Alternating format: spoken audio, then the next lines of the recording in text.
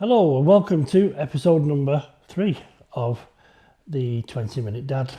Today I want to talk to you about something that I fell for when I was a younger man, and I'm sure many other young guys and possibly even young girls these days, is going all out to get a car, for example, on finance. You know, there's nothing nicer.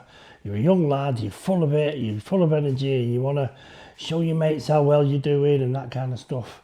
And you spot an advert on the telly or wherever, and it's you can have a convertible BMW, brand new today, minimal or even no deposit whatsoever. It all sounds so brilliant, doesn't it? And you're thinking of yourself, you know, with the roof down in the summer, and you've got this brand new BM. You pull up outside the pub where all your mates are having a drink and waiting to watch the football. And it all sounds, I mean, what's not to love about that, you know, on the face of it? But let me tell you, underneath it all, it's an absolute trap, right? I'm not calling anyone any names here. Car finance companies, they have to make money like the rest of us. What I'm telling you, what you're actually going to get, you're not that show-off factor, which we've all got a little bit of that in us. You know, you want people to see you doing well. You've got this shiny new BMW with the roof down and your girlfriend next to you and all of that. And you look like you've absolutely cracked it in life. But the truth is, you're going to saddle yourself with 4, 5, maybe even 6 years worth of huge payments.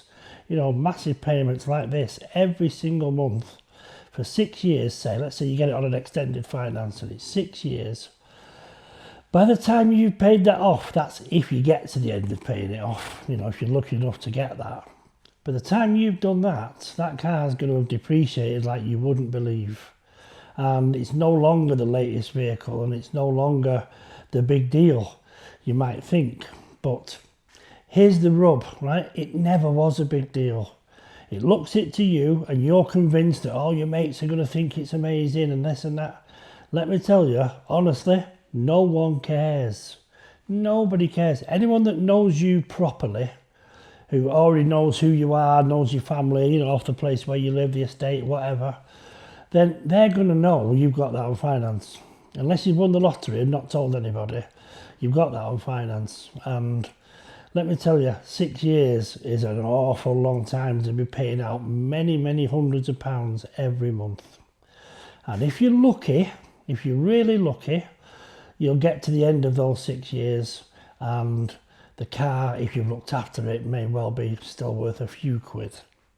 But 9 times out of 10, it's pretty worthless by the time you get to the end. And most people, when they get to year 3, 4, the novelty's long gone, long time ago.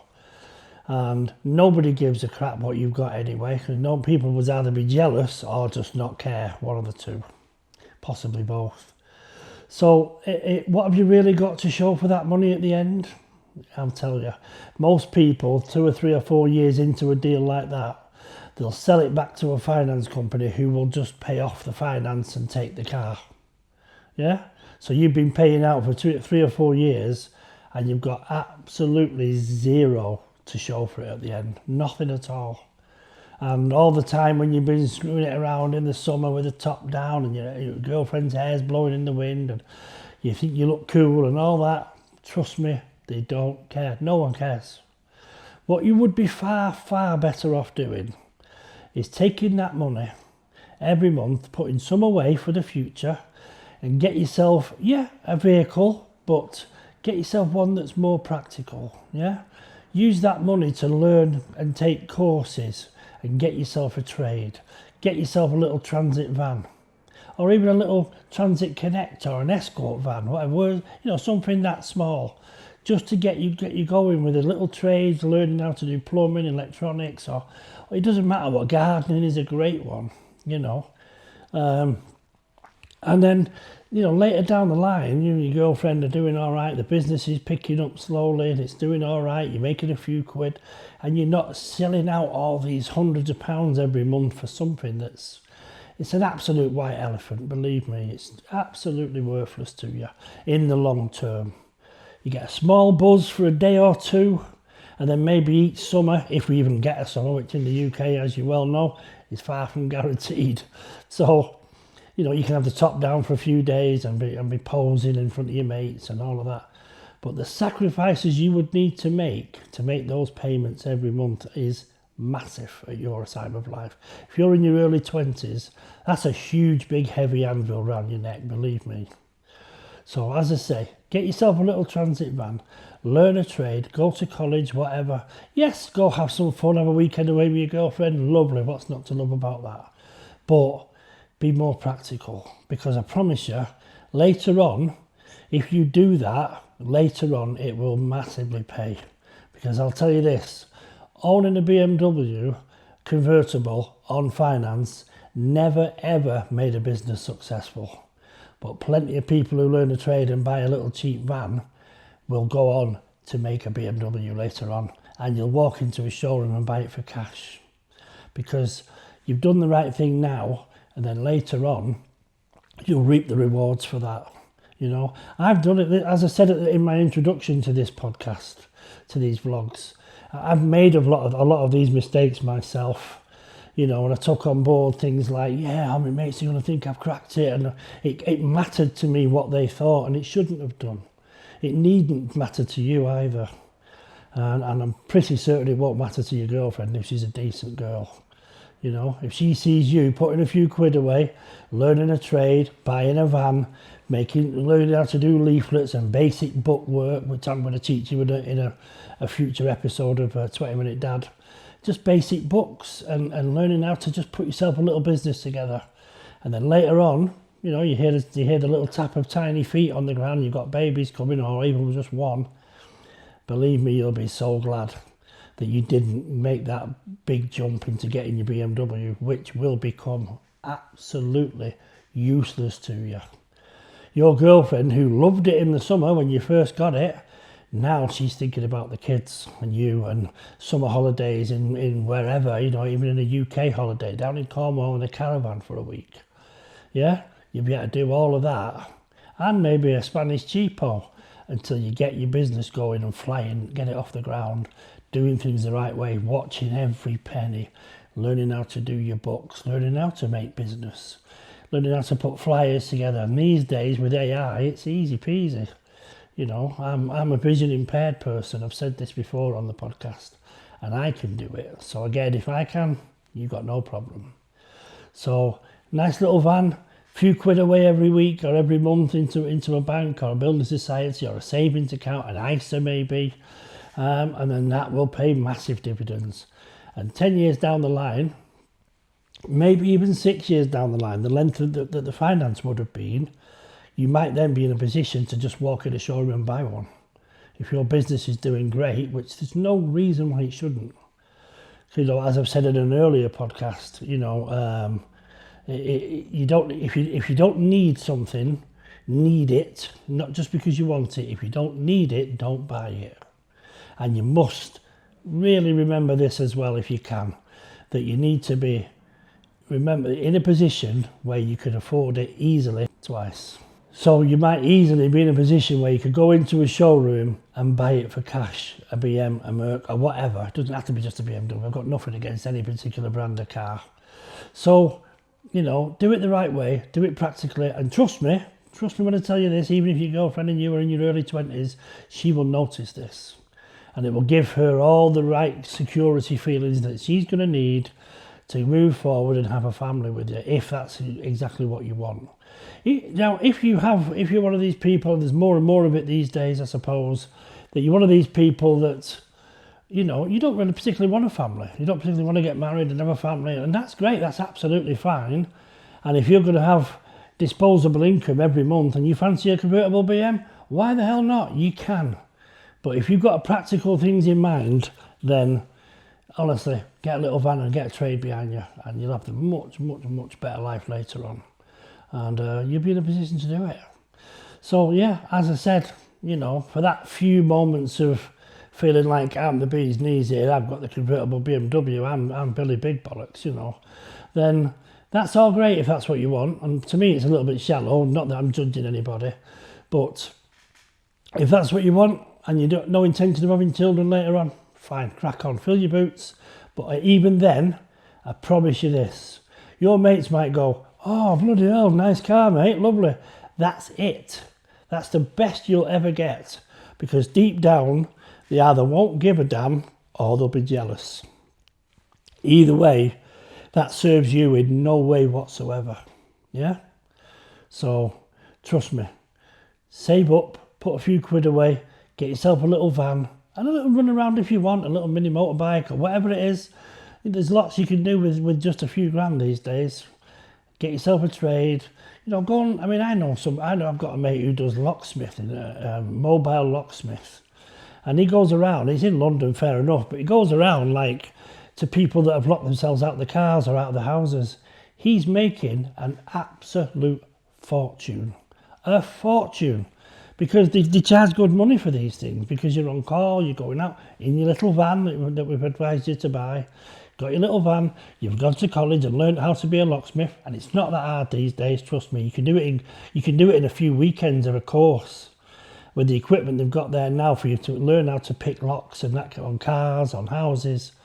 And most people can't do it, you know, in the middle of the night in London and possibly maybe Manchester, Birmingham as well, these big cities. You get called out at 2 o'clock in the morning because someone's locked themselves out of the car.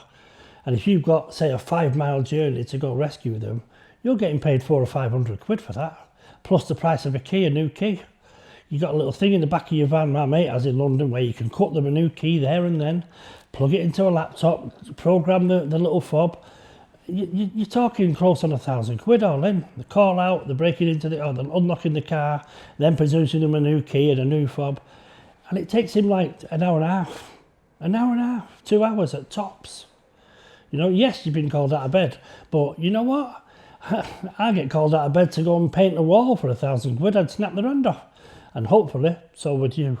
So, and it doesn't have to be that. It could be a locksmith, it could be gardening, it could be electronics, it could be becoming an electrician, it could be plumbing, it could be gas boiler maintenance, all kinds of stuff that will mean later on, should you still be inclined, you could just walk into Williams or wherever it is, a BMW specialist, and just buy the car that you want. Won't be a big heavy anvil around your neck, you'll have paid for it in full.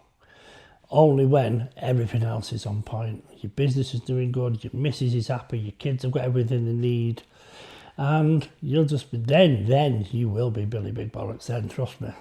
And I know I've kind of aimed this at young guys, because obviously I'm a guy myself, and trust me, I made these mistakes. I've even done it with the latest iPhone every 12 months and thinking everyone's going to go, whoa, he's got the latest iPhone. Nobody cares. No one. Yeah? So trust me when I tell you, they don't give a damn. And it's a little bit like somebody said to me, just going off topic just for a second. I'm a Manchester City fan, football, okay? And my mate said to me one time, when City won 4 Premier Leagues in a row, I thought that was, you know, it's just brilliant. No one's ever done it and probably never will again. But my mate, who's a United fan, by the way, and he's a good friend of mine, Ian, and he said to me, it's great when you win the league, but literally half an hour after the parade is over, that's it. No one else cares after that. Only City fans will go on about it, but nobody else gives a damn. And everyone else is just thinking about the next season. As I sit here, Arsenal won the Premier League last year. Beat us by, I think, 7 points at the end. It's probably a bit of a misnomer that. It was more like 4, really. Last game of the season against Villa, we weren't even there. But no difference. Arsenal won the league. And my mate was right, because 15 minutes after that was all over, I never gave it another thought until right now. Because all I care about now is next season and getting our trophy back, yeah? And that's how most people are when they see you in your shiny new car, thinking, yeah, he's got himself on finance, what a pillock. He's saddled himself with a massive debt for all these years, and in those 6 years that you're still paying for the car that they don't care about, they're going to be doing all kinds, maybe getting a van, maybe getting a trade, yeah? And 6 years down the line, they can go and buy one for cash, and yours is pretty much worthless, because you've had 6 years of running it around. Not to mention, if you're a young lad in a convertible BMW or any kind of sporty car, your insurance is, what, 2,000-3,000 quid a year in a big city, at least. You're just setting fire to wads and wads and wads and wads of money. It's just not worth it, honestly. trust me when I tell you, trust your 20-minute dad, yeah? Because I know what I'm talking about with this one in particular, because it's a complete waste of time and money, honestly. So I hope that's got through. I always try and strive never to sound condescending in these things, because I know, you know, as a young man, I wouldn't have been told stuff like that. I wouldn't have even listened. But I'm hoping, because things are different now in the digital era and digital creating like this, I'm hoping that the message does get through to at least some of you, because trust me when I tell you, I've made the mistakes and it's just wrong. You don't want to be doing it. So anyway, I hope that's got through to some of you. And again, as usual, look out for number 4, 5 and 6 coming up. I was going to do a safe wheel change on a car today, but the weather didn't allow it, so I'm not going outside doing it today. I'll probably do it in the next one. But for now, do me a favour. Please like, please subscribe, please share. And yeah, tell your mates, the 20-minute dad, there's lots of stuff coming up. Feel free to drop us a comment on this or anything else that we do, and even make some suggestions. It's something that you would like me to talk about, something that you would like to ask questions about. Just fire them over in the comments and I'll answer every single one of them as much as I possibly can. All right, so that's great. And thanks again for watching, and please like, please subscribe, please share, and I'll see you in the next one, guys. Cheers and girls. Cheers.